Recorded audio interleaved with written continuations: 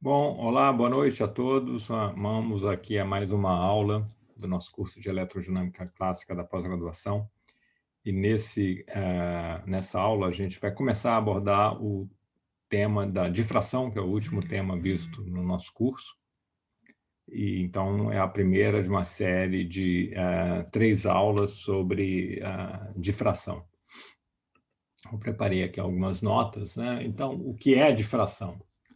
A difração é a correção à ótica geométrica, né? Que provém da natureza ondulatória da luz. Então, a gente usa essa expressão difração quando a gente se refere a efeitos que não são descritos, né, pela ótica de raios, pela ótica geométrica, né, que é a teoria mais elementar, é o modelo teórico mais elementar para descrever a luz, né? E a gente não usa isso só no contexto da luz visível, né? Um pouco mais largo, né? A gente usa num contexto um pouco mais amplo ali do espectro eletromagnético, né? Mas, sobretudo, na região em torno do visível, né? E, para, então, começar essa aula, eu vou primeiro falar um pouquinho sobre ótica geométrica, né? Então, a ótica geométrica é esse modelo em que você descreve a propagação de luz por meio da lei de Snell, de Descartes, né? E da lei da reflexão, supondo, né, que a luz é formada de raios. Então, você localiza, né, a, quer dizer, cada raio você tem ali uma localização da luz naquela linha, né, que vai refletir, refratar. E ela foi uma teoria extremamente bem sucedida, né? Talvez o ponto alto da ótica geométrica tenha sido a compreensão do arco-íris, né? Por Descartes. Então, o Descartes ele sistematizou, ele compreendeu de uma maneira bem quantitativa esse processo de refração, e ele mostrou que o arco-íris que a gente está vendo aqui nessas fotos, né?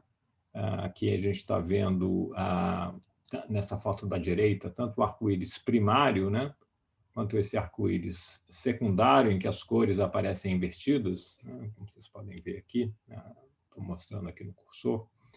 O Descartes explicou tanto o arco-íris primário como o secundário por meio dessa ilustração. Esse desenho foi feito pelo próprio Descartes, né? Então, é um desenho lá do início do século XVII. Vocês reparem que a representação aqui de uma pessoa, né, tem até uma espada, né? E o arco-íris primário, que é esse mais intenso aqui, né, que fica embaixo, ele está relacionado, né, à refração da luz, aqui esse raio, né, que começa aqui com esse ponto A, né, ele refrata aqui em B, né, para dentro de uma gotícula de água, né, que eu suponho que, pelo efeito de tensão superficial, essa gotícula é bem esférica, né? Então, essa gotícula de água que está lá em suspensão na atmosfera, principalmente, por exemplo, após uma chuva, quando você se aproxima de uma cachoeira, né, você tem essas gotinhas de tamanho de milímetro, mais ou menos, em suspensão.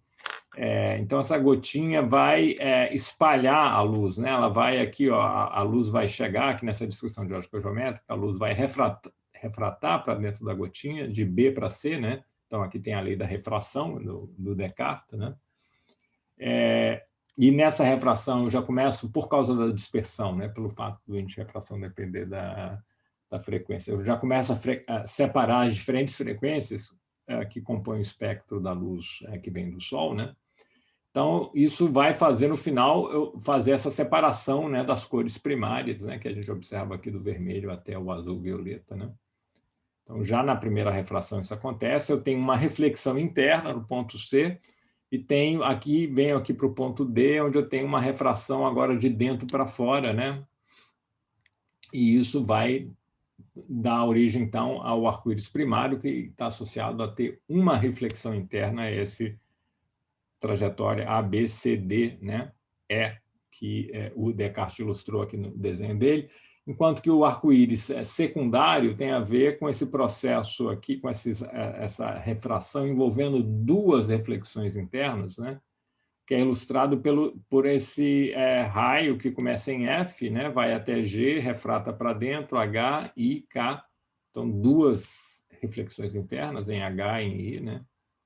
E se você for fazer os desenhos levando em conta o regime de dispersão normal da luz, você vai perceber. Na verdade, mais do que desenhar, o Descartes ilustrou e calculou corretamente qual seria esse ângulo, tanto do arco-íris primário como do arco-íris secundário. Esse ângulo depende do índice de refração, né? Então, é um pouquinho diferente aqui para as diferentes cores. E nesse contexto da ótica geométrica, não depende do tamanho da bolinha. Então, tudo isso Descartes explicou em 1637 de uma maneira muito quantitativa, né? Na verdade, a parte central, né, da explicação, essa explicação de que o arco-íris vem da refração para dentro da bolinha, né, que por causa da dispersão produz essa separação de cores. Repara que se fosse só um processo envolvendo uma reflexão apenas, né, não teria o efeito da dispersão, né, porque o ângulo de reflexão depende do índice de refração, portanto, não ia depender da frequência. Mas envolve necessariamente, então, uma refração para dentro, esse elemento conceitual já estava numa explicação, por incrível que pareça, alguns séculos antes, em plena Idade Média, um frade dominicano chamado Teodorico de Freiberg, né, já tinha explicado, né, vários desses aspectos, né, sem que o Descartes soubesse, aparentemente. Então, o que sobrou, né, não explicado? Né? O que a ótica geométrica não é capaz de explicar? Ela é capaz de explicar esses ângulos aqui do arco-íris, ela é capaz de explicar, né, esse ângulo aqui que a gente chama de ângulo de espalhamento, o ângulo entre a direção final, né? Essa direção final aqui para o primário é essa direção da DE, né? O ângulo entre DE e F, entre DE e AB, né? Esse ângulo tinha sido explicado pelo Descartes. Eu não vou entrar em detalhe aqui, eu recomendo o capítulo 3 do livro do professor Moisés Sensweig, que é muito bem escrito, né? Para quem tiver interesse em se aprofundar sobre isso.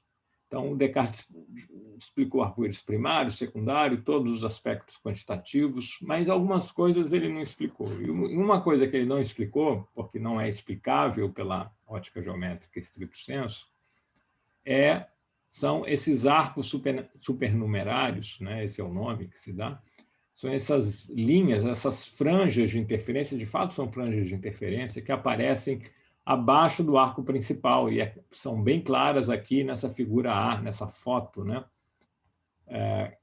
Estou mostrando algumas delas aqui. Isso aqui são franjas de interferência que só foram discutidas muito tempo depois, né, pelo Thomas Young, muito famoso pelo aquele experimento de franja dupla, né? Então, Thomas Young tinha essa ideia da interferência, né? E isso aqui são franjas de interferência, e o Thomas Young deu a explicação, pelo menos qualitativa, correta desses arcos supernumerários no início do século XIX, né? Muito tempo depois.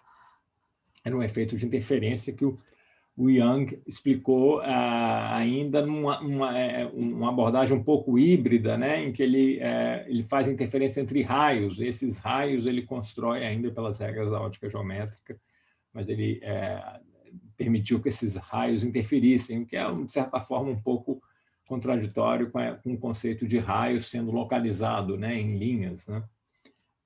Então, você tem interferência entre ondas planas, por exemplo, tá certo? E esse efeito é um efeito ondulatório, né? E todo efeito ondulatório introduz uma escala de comprimento importante, que é o comprimento de onda, né? Que a gente andou discutindo bastante nas aulas anteriores. É o período, né, dessa padrão espacial que eu tenho na minha onda. Por exemplo, na onda plana, né, tem um trem de ondas infinito, eu tenho uma função periódica da posição e o período é justamente esse comprimento de onda. Então, o que a gente chama de difração são esses efeitos de origem ondulatória, né, que aparecem, sobretudo, e essa palavra é mais reservada, essa palavra difração, ela é mais reservada para situações em que eu estou próximo do regime de validade da ótica geométrica, mas eu estou interessado em ver as primeiras correções que aparecem. Então, é o caso aqui do arco-íris, né? O arco-íris, esse espalhamento da luz pelas bolinhas de água, a descrição de ótica geométrica funciona relativamente bem, né? E graças a isso o Descartes conseguiu explicar de forma bem quantitativa vários dos efeitos, os efeitos principais, né? Eu diria, porque a bolinha é grande comparado com o comprimento de onda. Isso é que define o regime de validade da ótica geométrica. É quando o comprimento de onda é pequeno comparado com as escalas de comprimento geométricas do problema, no caso aqui o diâmetro da bolinha de água. Essa bolinha de água em suspensão tem tamanhos da ordem de milímetro, né? Enquanto que o comprimento de onda da luz visível tem comprimento de onda da ordem de fração de micron, né? Meio micron. Então, você tem várias ordens de grandeza separando o diâmetro da bolinha de água e o comprimento de onda. Então, a aproximação de ótica geométrica é boa, funciona bem, não explica tudo, mas explica muita coisa. Difração, essa palavra é, em geral, reservada para explicar essas correções quando você está num regime de pequeno comprimento de onda, né?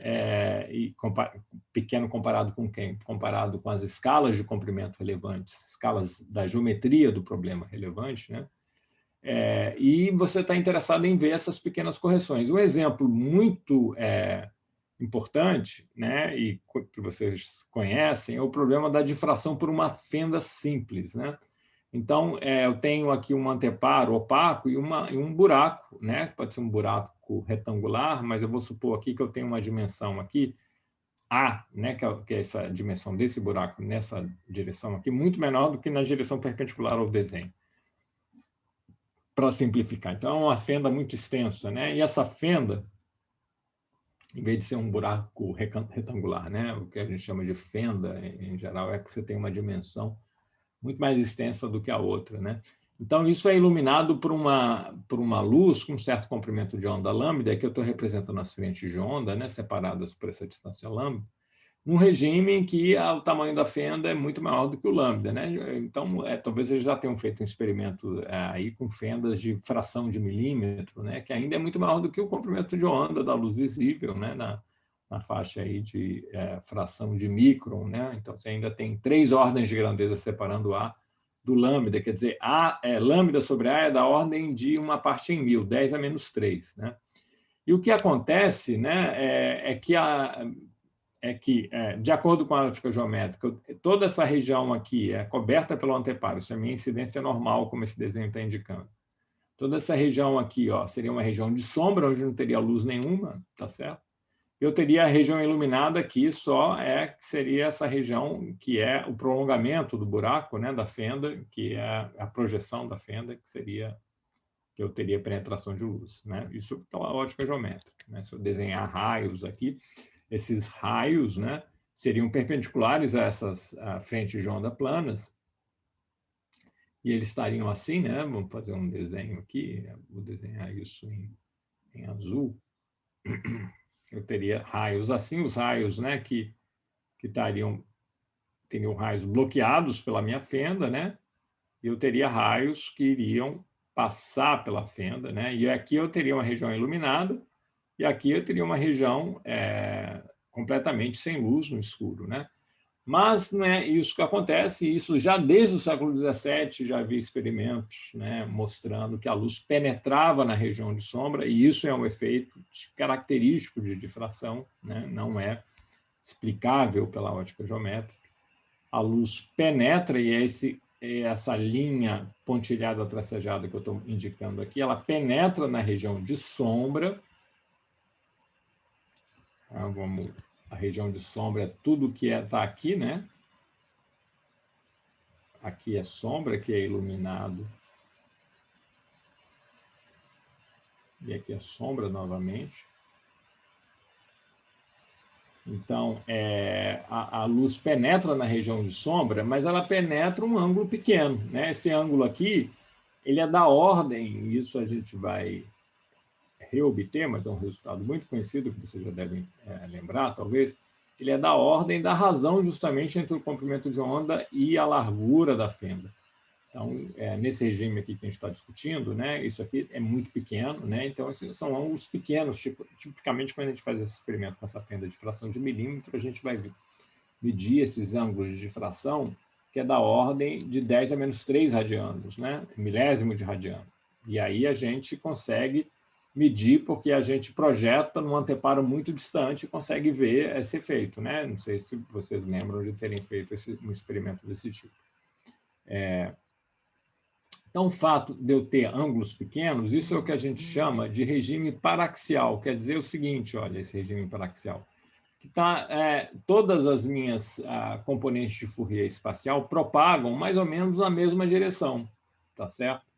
Quando isso acontece, efeitos vetoriais vão ser pouco importantes, porque eu posso fatorar o vetor, um vetor unitário descrevendo a direção do campo elétrico, né? Porque se todo mundo propaga mais ou menos a mesma direção, já que esses ângulos aqui são muito pequenininhos, a diferença que eu tenho que ter do vetor unitário, né? Essa aqui, o preto é a direção de propagação, aqui é o vetor campo elétrico, tem que ser transverso, né? Como esse vetor preto, ele todos os vetores, né, de onda que eu uso, né, na minha decomposição em Fourier espacial, então todos eles quase na mesma direção, esse vetor aqui também vai ser quase o mesmo, né? Então posso fazer essa aproximação de que ele é o mesmo e fatorar. O que significa que, na prática, eu tenho um problema escalar, né? Porque tudo que eu tenho que fazer é fazer um cálculo escalar e depois, né, para ter o campo vetorial, eu multiplico por um vetor unitário, né?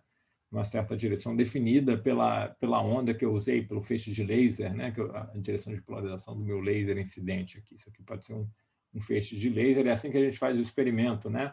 Nos cursos de física básica, né? A gente ilumina essa fenda com um feixe de laser, que está com uma certa direção de polarização linear, mas essa direção de polarização linear é a mesma para todo mundo, para todas as componentes de Fourier que eu vou gerar aqui no meu problema de difração, porque os ângulos são pequenos, ou seja, porque eu estou nesse regime paraxial.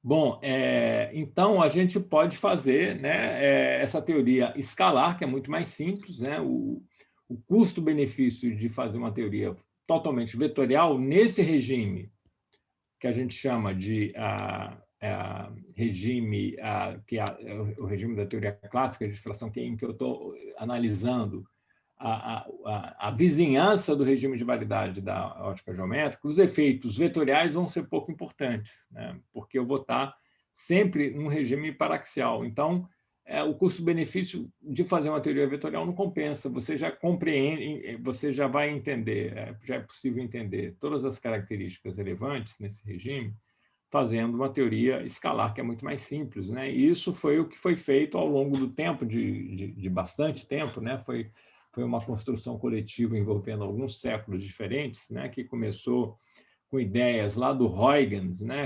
Aquelas ideias de fontes secundárias, né? Que não era uma coisa muito matematizada, muito sólida do ponto de vista formal, né? Que foi desenvolvida depois pelo Fresnel, muito tempo depois, né? Em francês. E só no século XIX, na segunda metade do século XIX, houve uma derivação, né, desse princípio de Huygens-Fresnel, quer dizer, o princípio de Huygens das frentes secundárias combinado com a ideia de interferência, essa que foi a inspiração do Fresnel, né? Só muito depois, no final do século XIX, o Kirchhoff, que era um alemão, vocês já devem ter ouvido falar dele também, conseguiu obter esses resultados do Fresnel, né, baseados nas ideias do Huygens, a partir da equação de Helmholtz, né, outro alemão também do século XIX. A derivação que eu vou fazer aqui do que a gente chama da teoria clássica da difração, né, essa teoria que vale para pequenos comprimentos de onda, quer dizer, que é essa pequena correção da ótica geométrica, eu vou fazer aqui na forma como o Sommerfeld, né? Aí já é um alemão muito conhecido lá do século XX mesmo, né? Ele, no livro, ele tem uma coleção de livros de física muito boa, por sinal, e no livro dele de ótica, né, um dos volumes lá, né, é como a coleção Landau, né, mas ele tem uma coleção própria, de livros de muito boa qualidade, que ele escreveu no século XX já, né, e o livro de ótica ele tem uma derivação do princípio de Huygens-Fresnel, né, que vai descrever essa teoria clássica da difração, que é uma teoria escalar, de uma maneira muito mais consistente. É essa que eu vou seguir, né, essa derivação à la Sommerfeld, E o ponto de partida da gente, né, já que isso tudo aqui vem da natureza ondulatória, o ponto de partida não vai ser bem a equação de onda, né, porque a gente sabe que, para ter uma coisa um pouco mais geral, né, a equação de onda só vale quando não tem dispersão, né, e é no regime do tempo. Melhor eu partir, né, da contrapartida da equação de onda no regime de frequência, que é a equação de Helmholtz, né? Tá certo? Então, que descreve esses fenômenos ondulatórios, então, portanto, para uma dada frequência. Então, aqui eu estou escrevendo a equação de Helmholtz em termos do número de onda, né? Que a gente já andou vendo nas aulas anteriores, em termos aqui, dado aqui em termos da frequência, né? Então, isso pode até descrever situações em que eu tenho propagação no meio material, num meio com dispersão, né? Com índice dependente da frequência. E repara aqui que eu não estou botando seta no campo elétrico, porque realmente eu vou fazer uma teoria escalar, tá certo? Então, para simplificar, vou supor que o meu campo elétrico é um campo escalar ao invés de ser um campo vetorial. Isso tem a ver com essa hipótese, né, de que eu estou nesse regime de pequeno comprimento de onda, que me leva ao regime paraxial, né, como o exemplo aqui da fenda simples mostra, né? Se o lambda é muito pequeno, os ângulos são pequenos, eu estou nesse regime paraxial, e aí os efeitos vetoriais são pouco importantes. Então, vamos começar com esse desenvolvimento, né, que foi, na verdade, o grosso dele foi feito pelo Kirchhoff, né, mas eu vou fazer aqui dessa maneira um pouco modificada, como o Sommerfeld apresenta no livro dele, né, que é uma boa referência aqui para a gente, é o livro de ótica da coleção de física do Sommerfeld, né? Então, aqui tem esse volume Optics, né? Tem traduzido em inglês, né? Ele escreveu em alemão, era professor em Munique, né? Muito conhecido também, né? Pela mecânica quântica, né? Por vários resultados importantes. E ele tem esse livro de ótica que eu recomendo aqui para essa parte aqui, somente essa parte inicial. Eu vou seguir bastante essa referência aqui. Então, o nosso ponto de partida é um efeito ondulatório, né? Mas não é bem a equação de onda, é quase a equação de onda, é a equação de Helmholtz, que é a contrapartida no regime de frequência. Então, como é que eu vou partir da equação de Helmholtz, né, para obter expressões para o campo elétrico aqui num ponto de observação R, que eu estou chamando de RP, esse ponto que eu represento aqui. Eu quero, no final de tudo, obter esse campo nesse ponto, e esse ponto ele está no interior desse volume, cujo bordo é essa superfície S, é uma superfície fechada, né? O interior dessa superfície S é o volume V.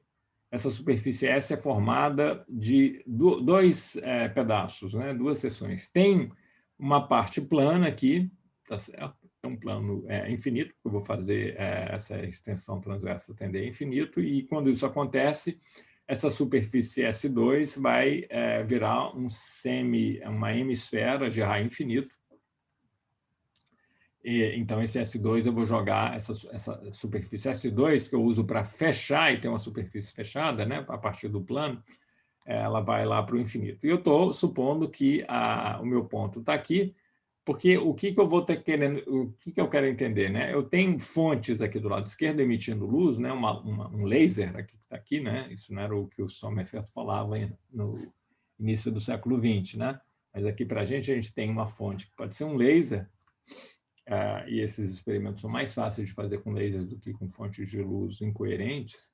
Então, com laser, né, é bem tranquilo. Tem um laser aqui, que genericamente eu chamo de fontes, que vai iluminar esse anteparo, e nesse anteparo aqui, nessa superfície S1, eu tenho fendas, eu tenho discos, eu posso ter várias coisas diferentes, tá certo? Isso aqui é uma superfície matemática, a princípio, mas nessa superfície plana, matemática, infinita, né, eu posso ter um conjunto de objetos, né? Depois eu vou especificar exatamente qual é o que eu tenho aqui nessa superfície matemática. Mas essa superfície S1 mais S2, é de fato uma superfície que a gente chama de superfície gaussiana. Eu vou usar o teorema de Gauss nela, né? É uma superfície, por enquanto, aqui, pelo menos, é puramente matemática, faz parte da minha construção teórica aqui, né?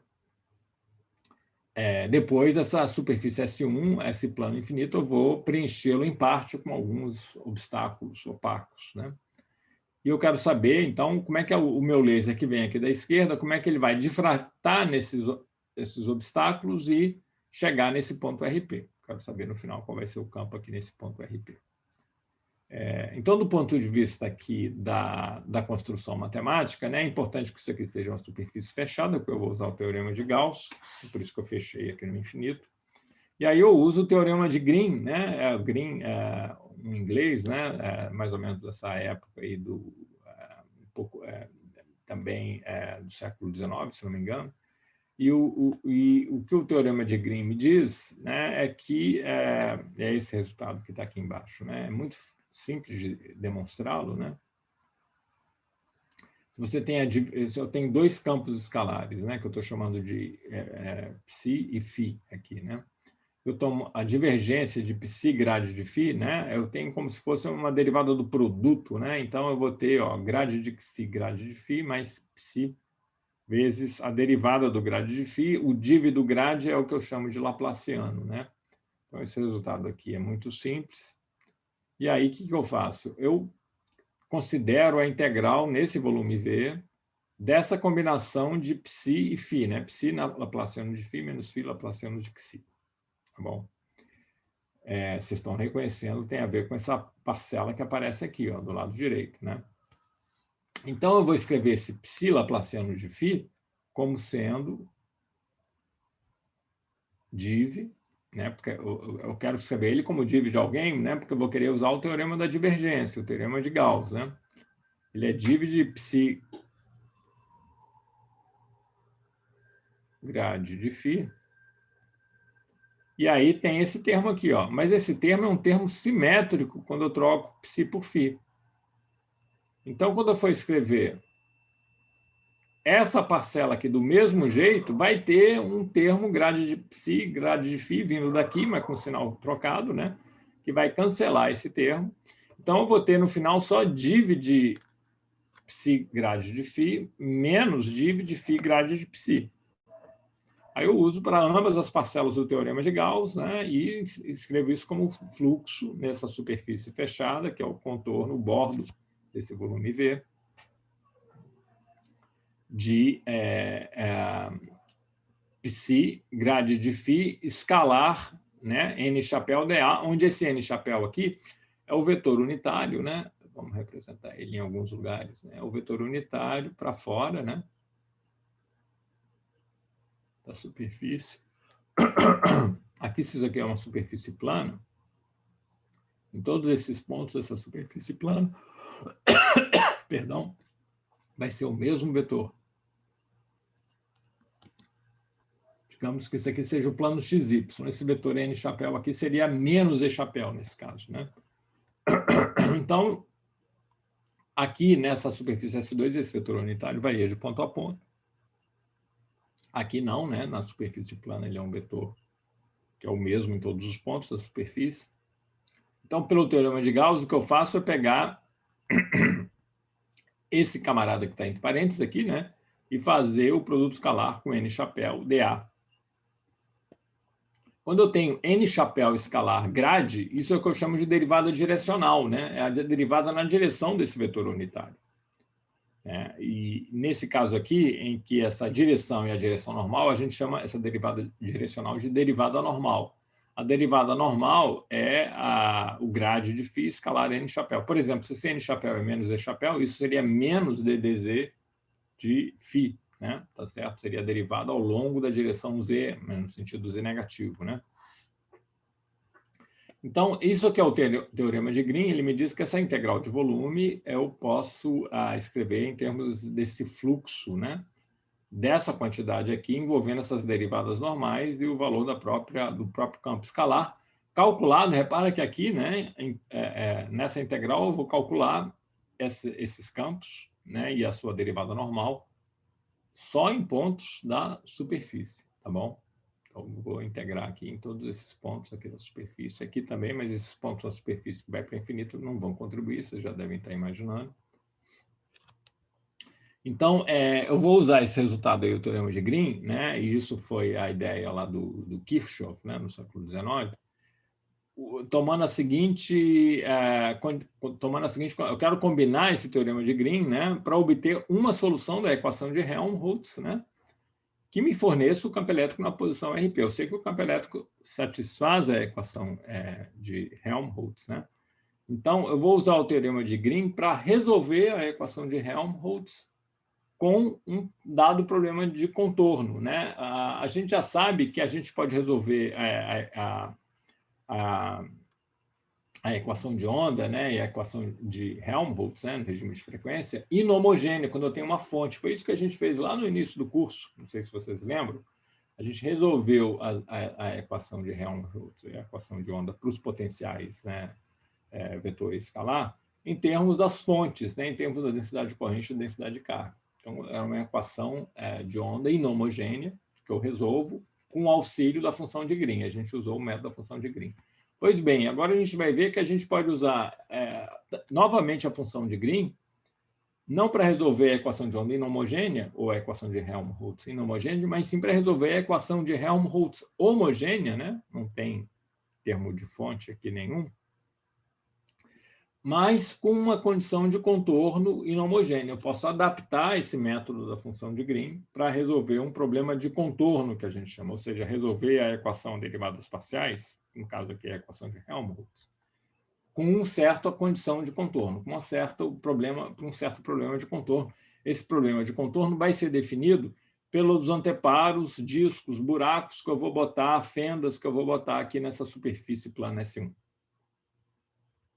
Bom, então, para então, mostrar como eu posso usar a função de Green para resolver um problema de contorno que me forneça, né, a solução aqui no interior desse volume, né, por exemplo, nesse ponto RP, que está no interior do volume V.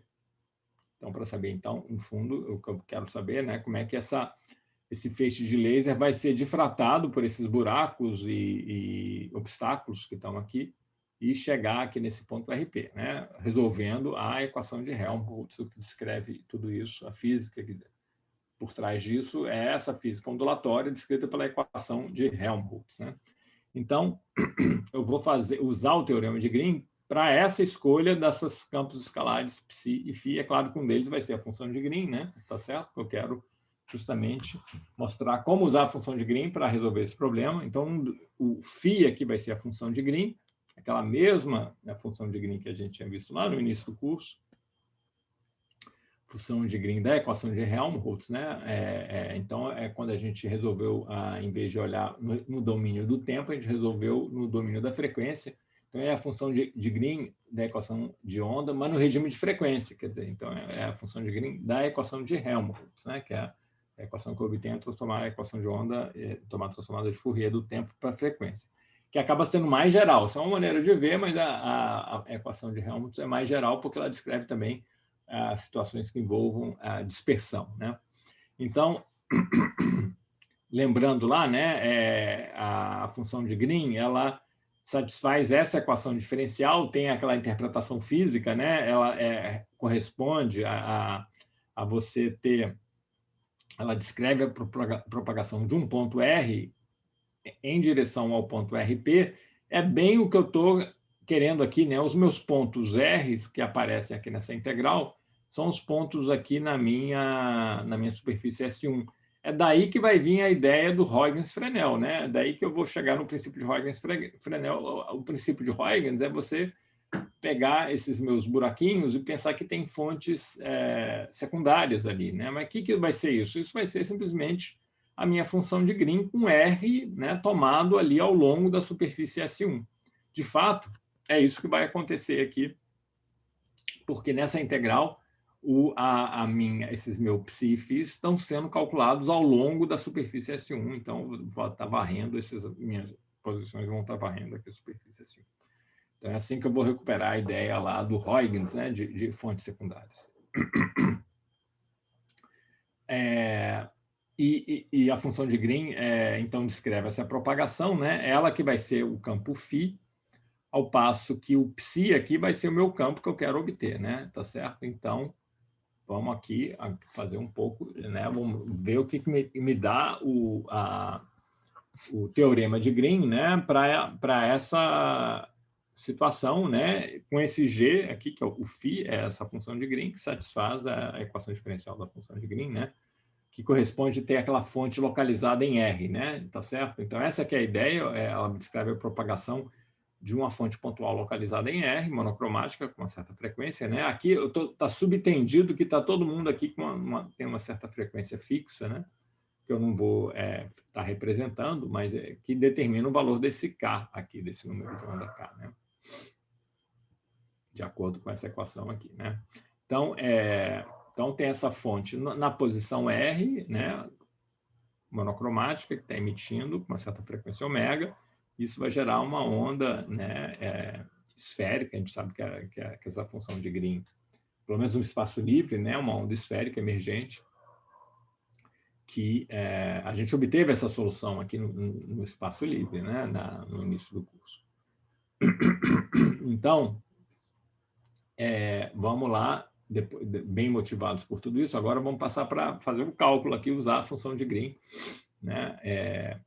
Então, o que vai acontecer aqui, né? O laplaciano de φ, né, vai ser o laplaciano de G, já que o φ é o G, esse laplaciano de φ que aparece aqui no teorema, nessa expressão do teorema de Green, eu vou ter menos K2G, né, menos a delta.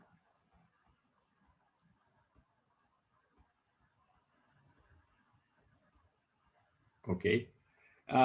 Eu preciso também do laplaciano de psi. O psi é o campo elétrico. Agora eu vou usar que ele satisfaz a equação de Helmholtz. Isso é essencial, né? Eu estou justamente tentando resolver a equação de Helmholtz com uma condição de contorno. Então, eu vou usar que esse meu campo, que eu quero descobrir quem é, né? A minha incógnita aqui, ele satisfaz a equação de Helmholtz. Então, eu vou dizer que vou usar aqui explicitamente que o laplaciano de E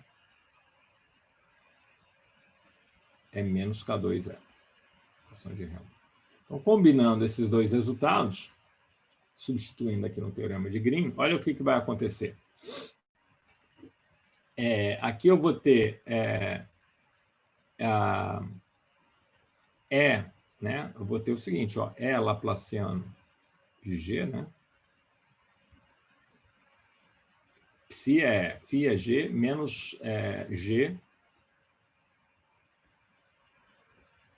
laplaciano de E. Então, ó, daqui vai ter um menos K2 G menos a delta, né? E aqui vai ter um menos K2E. Então, vocês estão vendo que vai ter um termo E vezes G que cancela, né? Que é menos K2 é G mais K2 é G. Então, isso aqui vai dar simplesmente menos a delta.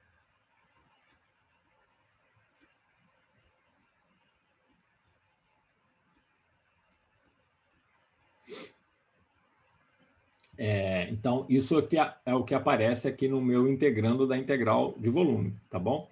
A integral de volume de uma delta vai ser trivial, né? E vai ser ou 0 ou 1, dependendo se meu ponto é RP, eu estou integrando nesse R, esse aqui é a minha variável de integração, né? Então, vai depender se meu RP está no interior ou no exterior do volume, tá certo? Se ele estiver fora do volume é 0, se ele estiver dentro é 1. Eu vou supor que ele está dentro. Então, aqui eu vou supor que o RP, né? Vou usar que o meu RP está no interior do volume, né? Aí, essa integral aqui do lado esquerdo, né, do teorema de Green,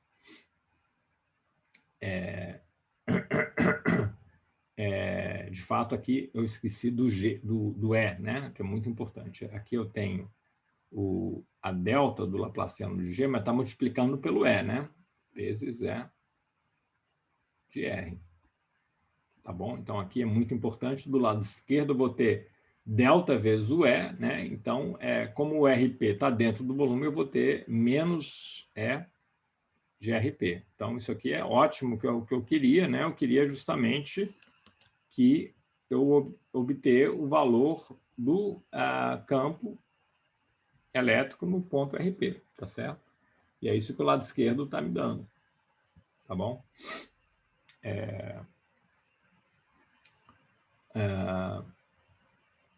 Aqui, deixa eu só ver se eu não errei nenhuma conta. Então, é isso aí mesmo. Ok. Do lado direito, o que eu vou ter? Aí eu vou ter, né? Só vou substituir aqui do lado direito as expressões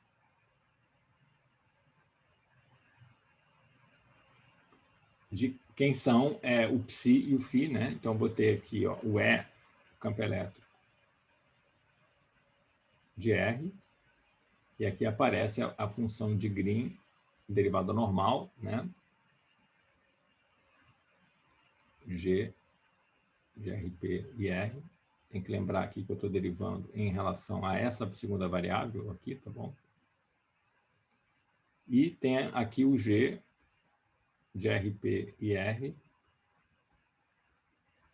que é esse φ que aparece aqui, né? Vezes a derivada normal do R. E aqui dA, o elemento de área infinitesimal, né? Então, aí eu já estou meio caminho andado, né? Isso aí, por enquanto, isso aqui é um resultado exato, né? E esse é o chamado teorema de Helmholtz, teorema integral de Helmholtz e Kirchhoff, né? Então, são dois alemães, né, do século XIX. Eu tenho a impressão que eles não colaboravam, né, mas eu acho que é uma construção meio paralela, né? Foi tipo aquelas construções históricas que vão de resultados que vão se acumulando, né? Então, teorema integral de Helmholtz-Kirchhoff, né? É esse resultado aqui. O que ele está me dizendo? Ele está me dando, vamos olhar para essa expressão, né? Ele me diz quem é o campo, que é a solução da equação de Helmholtz, num ponto aqui do interior do volume, em termos do campo e da sua derivada normal no contorno, né? Se eu souber o campo e a sua derivada normal no contorno, eu vou determinar o campo nesse ponto aqui no interior do volume, tá bom? Com um auxílio da função de Green conhecida. Digamos que eu conheço essa função de Green aqui, a gente tem uma função de Green já conhecida, né? Que já está na manga da cartola, que a gente obteve lá no início do curso, aquela onda esférica emergente. Teria que calcular a derivada normal, substituir aquele derivada normal aqui, a própria função aqui. Então, uma vez conhecido o campo no contorno, eu sei o valor do campo no interior. Essa que é a ideia, tendo em vista que esse campo satisfaz a equação de Helmholtz, tá? que é a coisa básica aqui para a gente. Bom, ok, então, a forma como Kirchhoff desenvolveu a partir daí, isso ainda está em alguns livros, né?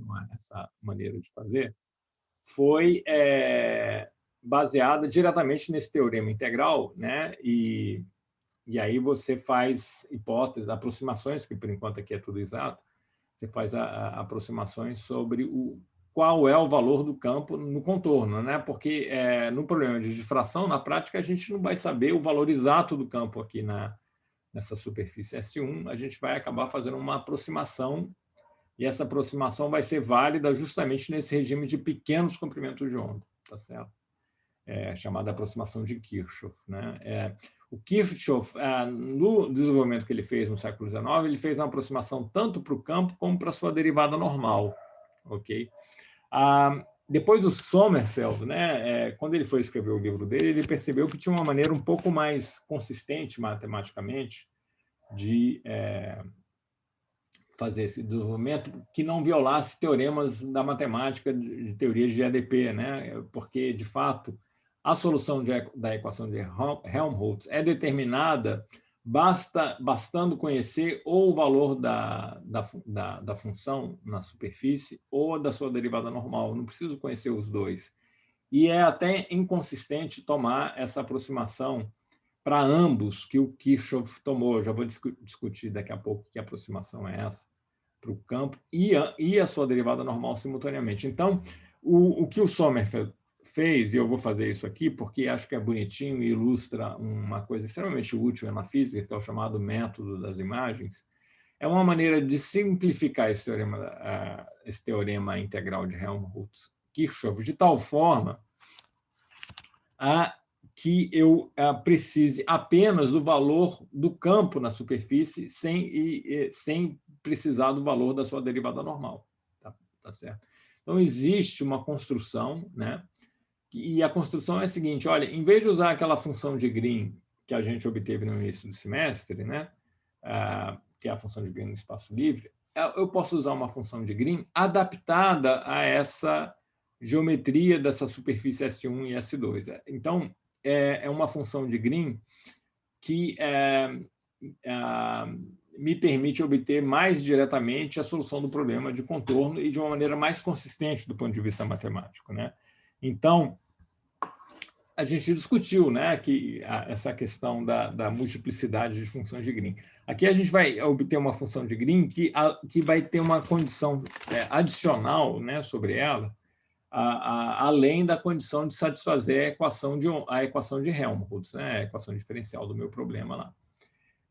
E essa condição né, então, vou fazer aqui como o Sommerfeld desenvolveu, né?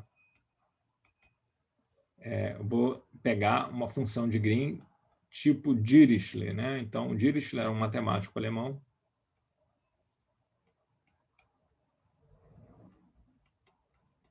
Então, é a função de Green adaptada para resolver o tipo de condição de contorno chamado de Dirichlet, que é uma condição de contorno em que eu conheço o valor do campo, né?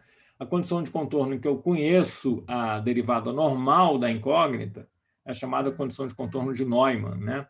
E para a equação de Helmholtz, esse tipo de equação de derivadas parciais, basta saber um dos dois, eu não preciso saber ambos, né, para obter o meu campo no interior, né?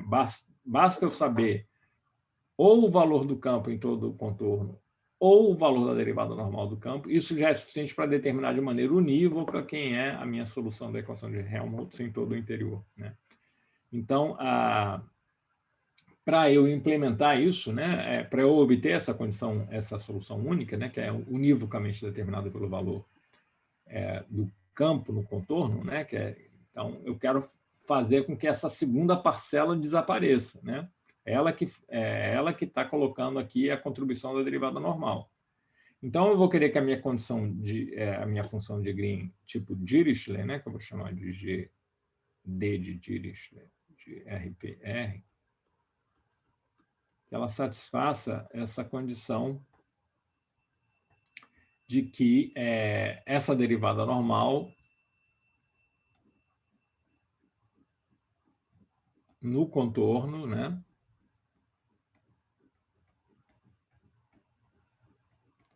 para todos os pontos no contorno, seja identicamente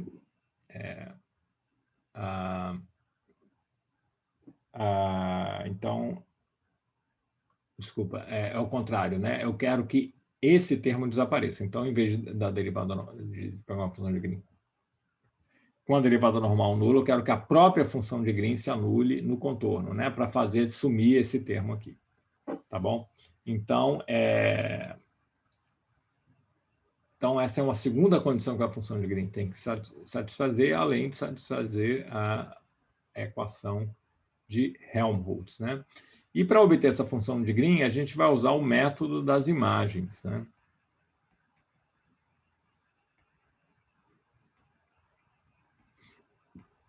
Isso é um método muito bonito, né? E muito útil, que se usa muito em eletrostática, mas a gente vai ver que dá para usar também aqui na física ondulatória, né? Isso eu acho que eu vou deixar para a segunda parte da aula, que aqui a gente já avançou muito e já está meio tarde, então vou parar aqui e na próxima aula eu vou começar justamente com essa construção dessa função de Green tipo Dirichlet via método das imagens, né? Então, vou parar por aqui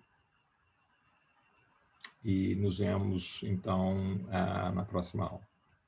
Boa noite para todos.